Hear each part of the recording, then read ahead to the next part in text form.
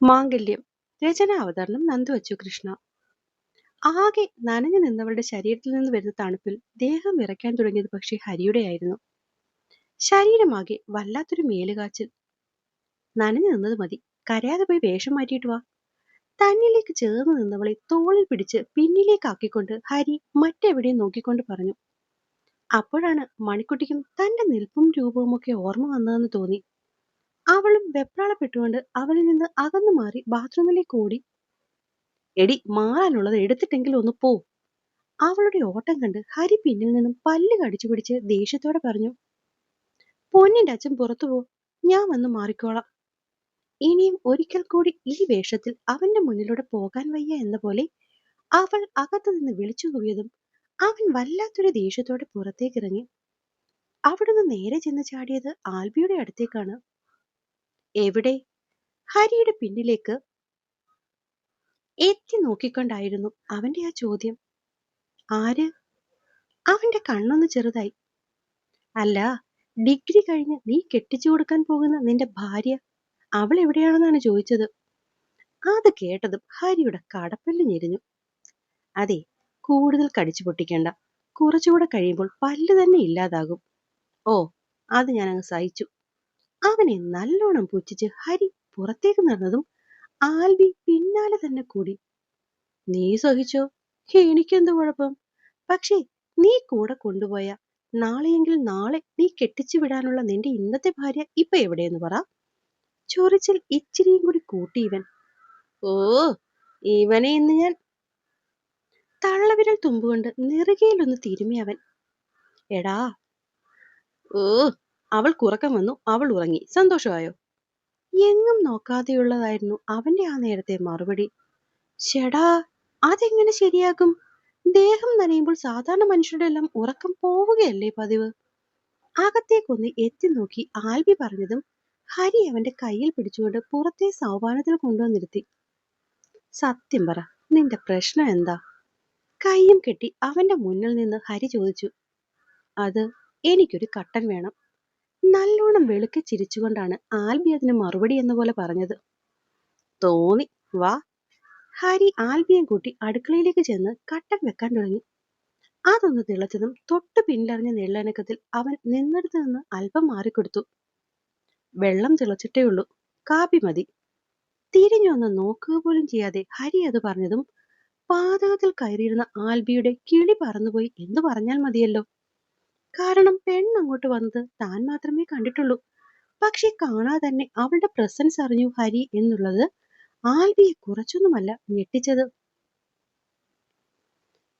പക്ഷെ തിരിഞ്ഞു നോക്കാതെ തന്നെ അവൻ തിരിച്ചറിഞ്ഞു എന്ന ഞെട്ടലൊന്നും മണിക്കുട്ടിയിൽ ആ നേരം കണ്ടില്ല.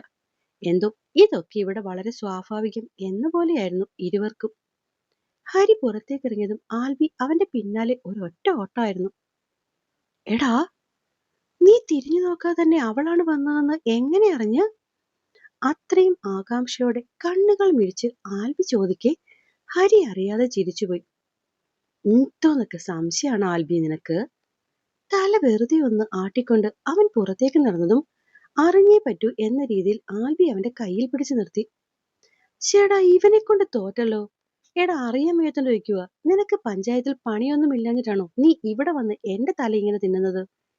ഇത്തവണ കണ്ണുരുട്ടിയത് ഹരിയായിരുന്നു. ദേ, മര്യാദക്ക് നീ പറയുന്നുണ്ടോ?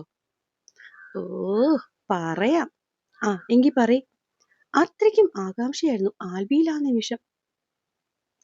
എടാ, അവളെ കണ്ടില്ലെങ്കിലും അവൾ അടുത്തുണ്ടോ എന്ന് എനിക്ക് മാത്രമല്ല നിനക്കും അറിയാൻ പറ്റും. ഏ, എങ്ങനെ? അവളുടെ കാലിൽ ഒരു ചെങ്ങല കിടപ്പൂലേ, അതിന്റെ കിളുക്കം അവൾക്ക് മുന്നേ ഇങ്ങ് എത്തും. ഹരി അവനെ നോക്കി പറഞ്ഞതും ആൽബിൻ ഒരു വളിച്ച ചിരി ചിരിച്ചു. ശരിയാ, വലിയ മണികളൊന്നുമില്ലെങ്കിലും അവളുടെ കാലിൽ കൊലുസുണ്ട്. അതിന് ചെറിയൊരു ശബ്ദവും. ഓ, അപ്പൊ അങ്ങനെയല്ലേ? ഓ, അങ്ങനെ തന്നെ. അവനെ നല്ലോണം കളിയാക്കി ഹരി പുറത്തിറങ്ങിയെങ്കിലും ഇന്ന് താൻ അവളെ തിരിച്ചറിഞ്ഞത് കൊലുസിന്റെ മണികളുടെ ശബ്ദത്തിൽ അല്ല, മറിച്ച് അവൾ തന്റെ ചുറ്റുപാട് എവിടെയോ ഉണ്ടെന്ന് ഉറപ്പിച്ചായിരുന്നുവെന്ന് അവൻ ആ നിമിഷം ആൽബിയോട് പറഞ്ഞില്ല. സത്യം പറയാലോടാ, ഞാൻ ശരിക്കും ഞെട്ടിപ്പോയായിരുന്നു കേട്ടോ. നമ്മൾ ഈ കഥകളിലും കവിതകളിലും ഒക്കെ വായിക്കാറില്ലേ, പ്രിയപ്പെട്ടവള് അടുത്തു വരുമ്പോൾ ഹൃദയം തിരിച്ചറിഞ്ഞ് മിടിച്ചു എന്നൊക്കെ. ഞാനും കരുതി നീ വേറെ കെട്ടിക്കാൻ നിർത്തിയിരിക്കുന്ന നിന്റെ ഭാര്യയുടെ സാമീപ്യമൊക്കെ നിന്റെ ഹൃദയം തിരിച്ചറിഞ്ഞുവെന്ന്. ആൽബി തമാശയായിട്ടാണത് പറഞ്ഞതെങ്കിലും അത് കേൾക്കെ ഒരു നിമിഷം ഹരിയുടെ ഹൃദയം ശരിക്കും നിന്നുപോയിരുന്നു. എടാ, എന്തുപറ്റി? താൻ എന്തൊക്കെ പറഞ്ഞിട്ടും അവൻ മിണ്ടുന്നില്ല എന്ന് കണ്ടതും ആൽബി അവന്റെ കയ്യിലൊന്നടിച്ചു.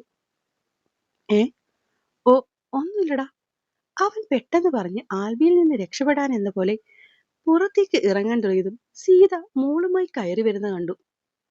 കുറച്ചു മുന്നേ അവളെ വെള്ളത്തിൽ കുളിപ്പിച്ചിട്ട് ഓടിപ്പോയ മുതലാണ് ഇപ്പൊ സീതമ്മയുടെയും കൂട്ടുപിടിച്ച് ഒക്കത്തിരുന്ന് വരുക. അവൾ അടുത്തു വന്നതും ഹരി അവളെ ഒന്ന് സൂക്ഷിച്ചു നോക്കി. കുഞ്ഞിപ്പെണ്ണ് അവനെ നോക്കി ചിരിച്ചോണ്ട് സീതമ്മയുടെ കയ്യിൽ നിന്ന് ചാടി നേരെ അവന് മുകളിലേക്ക് എത്തി. അരി, നമുക്ക് ക്ഷേത്രത്തിൽ പാം. അവൻ പെണ്ണിനെ ഒന്ന് സൂക്ഷിച്ചു നോക്കി. എന്താ പൂവേ?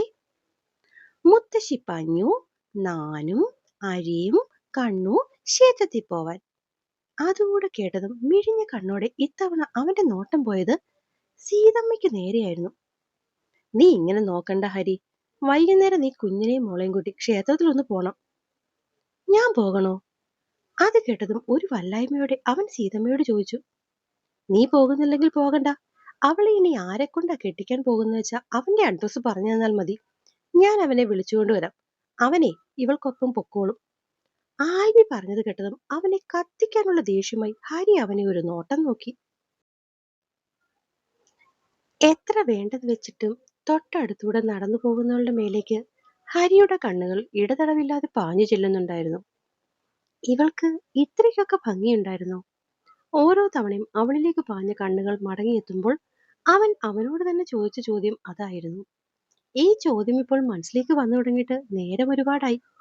സത്യം പറഞ്ഞാൽ അവൾ ആദ്യം മുന്നിലെത്തിയ നിമിഷം മുതൽ ഈ ഒരു ചോദ്യം മാത്രമേ തനിക്കുള്ളിലുള്ളൂ എന്ന് തോന്നിപ്പോയി ഹരിക്കും. തല ഒന്ന് കുടഞ്ഞുകൊണ്ട് ഇടതുവശത്ത് പാളിയ കണ്ണിനെ ബലമായി തിരിച്ചെടുത്തുകൊണ്ട് അവൻ റോഡിലേക്ക് നോക്കി വണ്ടി ഓടിച്ചു. ഒട്ടും പ്രതീക്ഷിക്കാത്ത നേരത്താണ് സീതമ്മ വന്നിട്ട് ക്ഷേത്രത്തിൽ പോകണമെന്ന് പറഞ്ഞത്. പറ്റില്ലെന്ന് അറുത്തു മുറിച്ച് മുഖത്തു നോക്കി പറയാൻ കഴിഞ്ഞില്ല. അല്ലെങ്കിൽ അങ്ങനെ എന്തെങ്കിലും പറയാൻ താൻ ഉദ്ദേശിച്ചിരുന്നെങ്കിൽ പോലും തൊട്ടടുത്ത് നിന്നവന്റെ ആവശ്യമില്ലാത്ത കൗണ്ടറടി കേട്ടാൽ ക്ഷേത്രത്തിൽ പോകണ്ടെന്ന് മനസ്സിൽ കരുതിയവൻ പോലും ഉറപ്പായും പോയി പോകും. അത്രയ്ക്കും വായ്ത്താളമാണ് രാഷ്ട്രീയക്കാരന്. സീതയ്ക്കൊപ്പം അച്ഛനും ശ്രീധരൻ മാമനും കൂടി പറഞ്ഞതും മറുത്തൊന്നും പറയാൻ നിന്നില്ല. ഒന്നുമല്ലെങ്കിലും അടുത്തുള്ള ക്ഷേത്രമല്ലേ, വൈകുന്നേരം ദീപാരാധനയുടെ ആ അന്തരീക്ഷം തനിക്കും ഇഷ്ടമാണ്. അതൊന്നും പോരാഞ്ഞിട്ട് കൊച്ചു കുറുമ്പി ക്ഷേത്രത്തിൽ പോകാനുള്ള ഫുൾ തയ്യാറെടുപ്പിൽ മുന്നിലിങ്ങനെ നിൽക്കുകയാണ്. അബദ്ധത്തിലെങ്ങാനും ഒരു നോ വന്നാൽ അവള് വീട് അങ്കക്കളരിയാക്കും. തന്റെ സമ്മതം കിട്ടിയതും കുഞ്ഞിപ്പെണ്ണിനെയും കൂട്ടി അവളെ തിരക്കി അകത്തേക്ക് പോയതാണ് അമ്മ. അവരൊരുങ്ങി വരുന്ന സമയം കൊണ്ട് താനും റെഡിയാവാൻ വേണ്ടി പോയി. വലിയ ഒരുക്കങ്ങളും കാര്യങ്ങളും ഒന്നും വേണ്ടാത്തത് കൊണ്ട് തന്നെ ഇരുന്നതിൽ നിന്ന് നല്ലൊരു മുണ്ടും ഷർട്ടും ഇട്ടുകൊണ്ട് താൻ അപ്പോഴേ പുറത്തെത്തി. രണ്ട് അച്ഛന്മാർക്കിടയ്ക്ക് അതിലും വലിയ എന്തോ കാര്യം സംസാരിച്ചുകൊണ്ട് നിൽക്കുന്ന ആൽബിയുടെ അടുത്തേക്ക് പോയിരുന്നപ്പോഴേക്കും താനും അതിൽ മുഴി. ഇത്തിരി നേരം കഴിഞ്ഞ് തൊട്ടടുത്തിരിക്കുന്നവന്റെ ഉച്ചത്തിലുള്ള ശബ്ദം കേട്ടാണ് ഞെട്ടി അവൻ നോക്കിയ ഭാഗത്തേക്ക് നോക്കുന്നത്. എന്റെ കർത്താവേ, ഇതാരാ വരുന്നേ? അവന്റെ ഉച്ചത്തിലുള്ള ശബ്ദം കേട്ട് രണ്ട് കൊടുക്കാൻ വന്ന താൻ മുന്നിലുള്ള കാഴ്ച കണ്ടതും ഞെട്ടിപ്പോയി. പച്ചയും മഞ്ഞയും ധാവണിയിൽ മണിക്കുട്ടി, ഏതാണ്ട് അതേ കളർ പട്ടുപാവാടയിൽ തന്റെ കുഞ്ഞിപ്പെണ്ണും. സത്യം പറഞ്ഞാൽ മണിക്കുട്ടിയെ പാവാടയും ഉടുപ്പുമൊക്കെ ഇട്ട് കണ്ടിട്ടുണ്ട്. പിന്നെ കഴിഞ്ഞ ദിവസമാണ് ആദ്യമായി സാരിയിൽ കാണുന്നത്. ആ ഒരു വെപ്രാളത്തിലും കാര്യത്തിലും നിന്നുകൊണ്ട് അവൾ സാരി ഉടുത്തത് എങ്ങനെയാണെന്ന് പോലും ഓർമ്മയില്ല. പക്ഷെ ഇങ്ങനെയൊരു വേഷം അവൾക്കത് അത്രയും ചേരുന്നുണ്ടായിരുന്നു.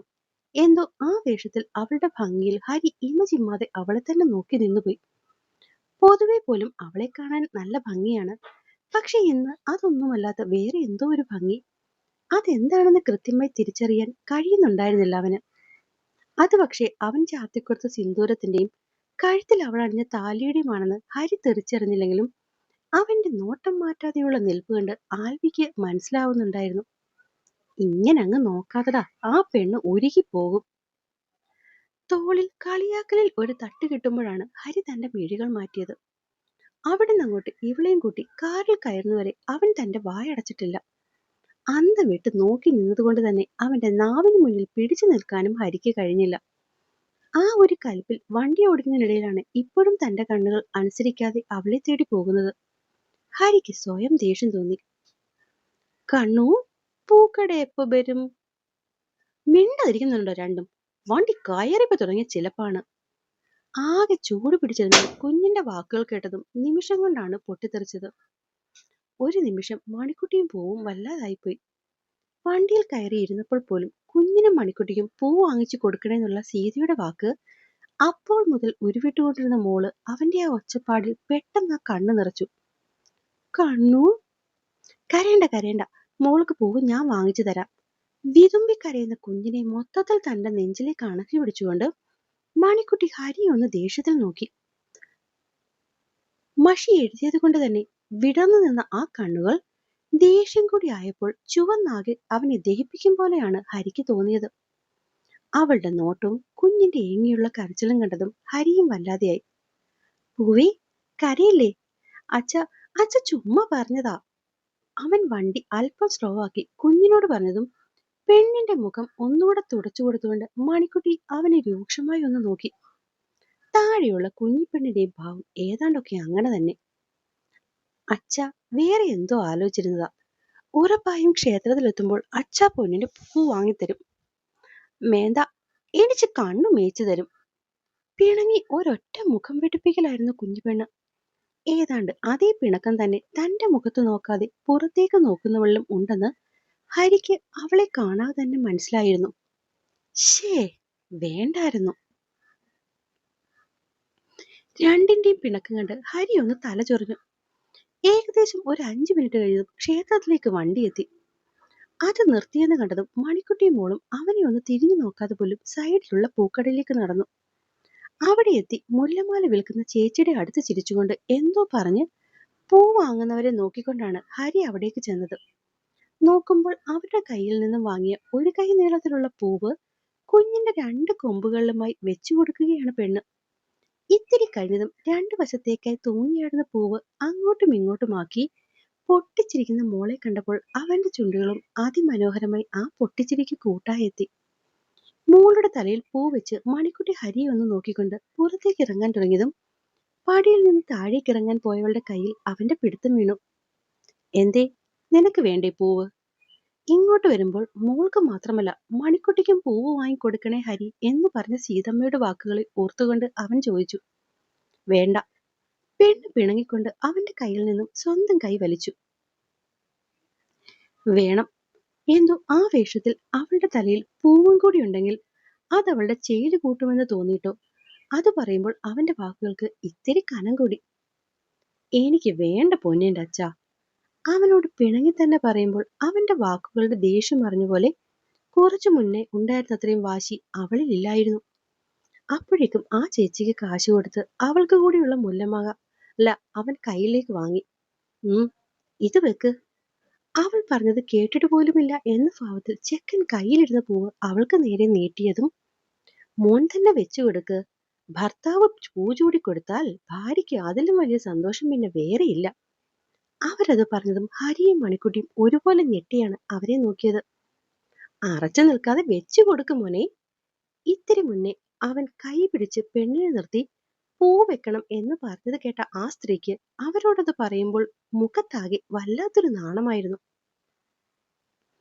അതേസമയം കയ്യിലെ പൂവിലേക്കും അവളുടെ മുഖത്തേക്കും നോക്കി വല്ലാത്തൊരു വെപ്രാളത്തിലായി പോയി ഹരിയും. മോനെ, അവരൊന്നും കൂടി വിളിച്ചതുമല്ല ഹരി ഇനി അവരിൽ നിന്നും മറ്റൊന്നും കേൾക്കാൻ വയ്യ എന്ന പോലെ അവൾക്കടുത്തേക്ക് ചെന്നു. അതേസമയം വല്ലാത്തൊരു വെപ്രാളത്തിൽ നിന്ന് അവൾക്ക് അവന്റെ സാമീപ്യം കൂടിയായതും ശരീരമാകെ അതുവരെ ഇല്ലാത്തൊരു വിറയൽ പാഞ്ഞു. ചെക്കൻ അവൾക്ക് തൊട്ടു മുന്നിൽ നിന്ന് ചെന്ന് മുടിയിഴകളിലേക്ക് കയ്യിലിരുന്ന പൂ വെച്ചതും അവള് വല്ലാത്തൊരു ടെൻഷനിൽ അവനിൽ നിന്ന് അകലാൻ എന്ന പോലെ ഒരു സ്റ്റെപ്പ് മുന്നിലേക്ക് വെച്ചു. അത് കണ്ടതും പെണ്ണിനെ അടുപ്പിച്ചു നിർത്താൻ എന്ന പോലെ അവളുടെ കൈത്തണ്ടയിൽ പിടിക്കാൻ പോയവന്റെ വിരലുകൾ പക്ഷെ ഇത്തിരി ബലത്തിൽ അമർന്നത് അവളുടെ ഇടുപ്പിലായിപ്പോയി. അപ്പോൾ എന്നെ കേൾക്കുകയും വായിക്കുകയും ചെയ്ത എൻ്റെ കൂട്ടുകാർക്ക് കഥ ഇഷ്ടമാവുന്നുണ്ടെങ്കിൽ സബ്സ്ക്രൈബ് ചെയ്ത് സപ്പോർട്ട് ചെയ്യാൻ മറക്കല്ലേ. നന്ദി.